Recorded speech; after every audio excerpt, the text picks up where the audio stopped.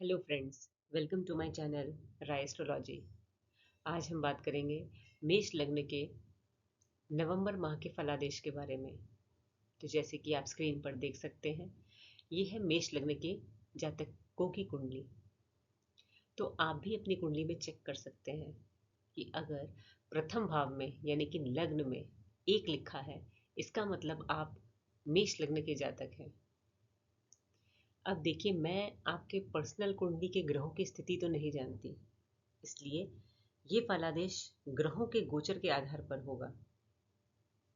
9 ग्रहों में से कुछ ग्रह ऐसे हैं जैसे कि शनि, राहु, केतु और गुरु ग्रह, जो लंबे समय तक एक ही राशि में गोचर करते हैं। जैसे कि शनि 2.5 साल, गुरु 1 साल और राहु और केतु 1.5 साल। तो इनके जो प्रभाव हैं, शुभ और अशुभ, धीरे धीरे करके इस पूरी अवधि में मिलते हैं। लेकिन कुछ ग्रह बहुत फास्ट मूविंग होते हैं, जैसे कि चंद्रमा ग्रह, जो हर 2.25 दिन पर अपना राशि परिवर्तन करते हैं। इस माह के फलादेश के लिए हम उन ग्रहों पर फोकस करेंगे जो इस माह अपना राशि परिवर्तन करने वाले हैं। जैसे कि मंगल ग्रह गोचर करेंगे कर्क राशि में 20 अक्टूबर से लेकर 20 जनवरी तक। सूर्य गोचर करेंगे तुला राशि में 17 अक्टूबर से लेकर 15 नवंबर तक। उसी तरह शुक्र और बुध भी अपनी इन राशियों में गोचर करेंगे इस अवधि में। तो सबसे पहले हम शुरू करते हैं मंगल ग्रह से। मंगल आपके चौथे भाव में गोचर कर रहे हैं और यहाँ पर वह अपनी नीच राशि में है। लग्न और 8वें भाव के स्वामी होकर नीच का ग्रह जब होता है तो वो अपने शुभ प्रभाव देने में असमर्थ होता है, जिसके प्रभाव से आपको पारिवारिक माहौल जो रहेगा वो तनावपूर्ण रहेगा। घर में लड़ाई झगड़े हो सकते हैं। अगर आप प्रॉपर्टी का काम करते हैं या खरीदने की सोच रहे हैं तो वहाँ भी आपको परेशानी का सामना करना पड़ेगा। अब मंगल आपके लग्नेश है, यदि आप यानी कि आप स्वयं, तो आपको हेल्थ प्रॉब्लम हो सकती है, क्योंकि शनि की भी तीसरी दृष्टि आपके लग्न पर पड़ रही है।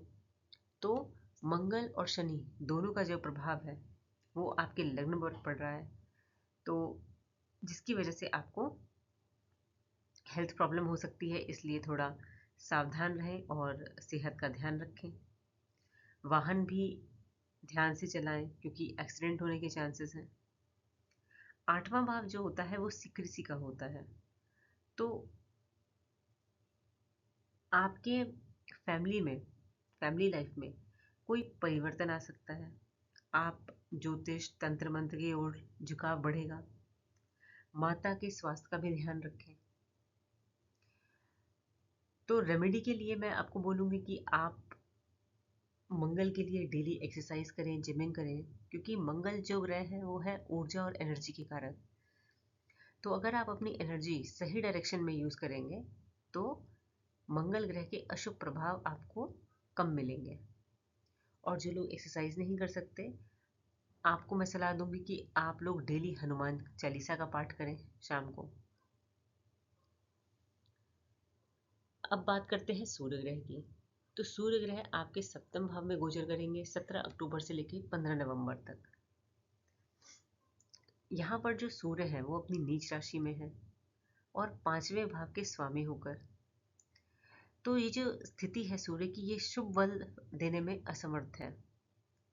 आपकी शिक्षा में कोई बाधा आ सकती है। अगर आप क्रिएटिविटी को व्यवसाय में बदलना चाहते हैं तो उसके लिए भी समय अभी सही नहीं है। सूर्य ईगो का कारक है और नीच की स्थिति में शुभ प्रभाव देने में असमर्थ है। आपके बिजनेस पार्टनर के साथ कोई ईगो क्लैश या कॉन्फ्लिक्ट हो सकता है। वैवाहिक जीवन में भी कोई परेशानी का सामना करना होगा। और जो लोग लव अफेयर में हैं या उनका कोई अफेयर चल रहा है, उनको भी सावधानी रखनी चाहिए, क्योंकि आपकी ईगो की वजह से रिलेशनशिप खराब हो सकते हैं।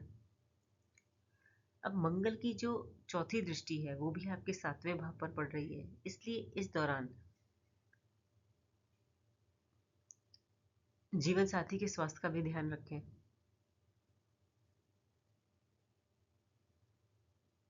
और अपने स्वभाव पर भी नियंत्रण रखें, अपने गुस्से पर कंट्रोल रखें। उपाय के तौर पर बोलूँगी कि आप रोज सुबह सूर्य भगवान को जल चढ़ाएं, क्योंकि सूर्य की जो 7वीं दृष्टि है वो आपके लग्न पर पड़ रही है, तो स्वास्थ्य में भी परेशानी आ सकती है। अब बात करते हैं शुक्र ग्रह की। तो शुक्र ग्रह जो है वो आपके 9वें भाव में है, अपनी सम राशि में, और दूसरे भाव और 7वें भाव के स्वामी होकर। तो ये एक अच्छी स्थिति है। आपके पास धन आ रहा है अपने परिवार से, आप अपनी शिक्षा के बल पर, धन खर्च भी हो सकता है आपकी हायर स्टडीज़ पर, किसी धार्मिक यात्रा पर, आप अपने लाइफ पार्टनर के साथ या बिजनेस पर्पस के लिए भी कहीं दूर या विदेश ट्रैवल कर सकते हैं।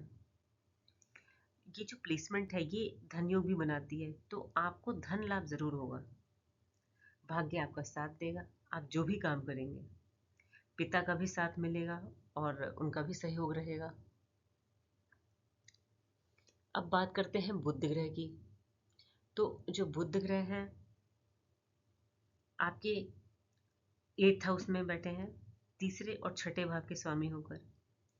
अब क्योंकि ये छठे भाव के स्वामी होकर 8वें में बैठे हैं, तो ये विपरीत राजयोग की स्थिति बना रहे हैं। यानी कि विपरीत स्थिति में भी आपको धन लाभ हो सकता है, कोई पैतृक संपत्ति मिल सकती है, इनकम बढ़ सकती है, या इन लॉस से कोई लाभ मिल सकता है। ये जो स्थिति है वो आपकी हेल्थ के लिए अच्छी नहीं है, तो कोई क्रॉनिक डिजीज हो सकता है, कोई एक्सीडेंट या सर्जरी के होने के भी चांसेस हो सकते हैं।